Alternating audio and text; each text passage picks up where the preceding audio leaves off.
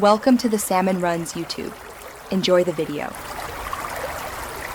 In this video, I will explain how to make dragon fruit sorbet.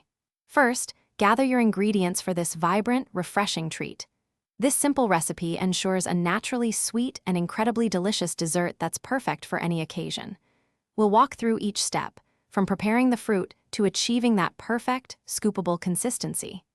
Get ready to enjoy a homemade sorbet that tastes as good as it looks, with minimal effort and maximum flavor. To begin, select 2 large, ripe dragon fruits. Their vibrant color and natural sweetness are key to this sorbet. You'll also need 1/4 cup of granulated sugar and 1 tablespoon of fresh lime juice to balance the flavors. Start by carefully peeling the dragon fruit, then cut the flesh into roughly 1-inch cubes. Place these cubes on a baking sheet lined with parchment paper and freeze them for at least 2 hours until solid. Once your dragon fruit cubes are thoroughly frozen, transfer them to a high-speed blender.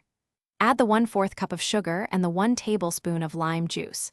Begin blending on a low setting, gradually increasing the speed. You'll need to pause frequently to scrape down the sides of the blender, ensuring all the fruit is incorporated. Continue this process until the mixture transforms into a smooth, creamy consistency, similar to soft-serve ice cream. After blending, transfer your smooth dragon fruit sorbet into a freezer-safe container. Cover it tightly and freeze for at least 2 to 3 hours, or until it reaches your desired firmness. When you're ready to serve, let the sorbet sit at room temperature for about 5 to 10 minutes to soften slightly, making it easier to scoop. Garnish with a sprig of fresh mint or a few extra dragon fruit pieces for a beautiful and delicious presentation.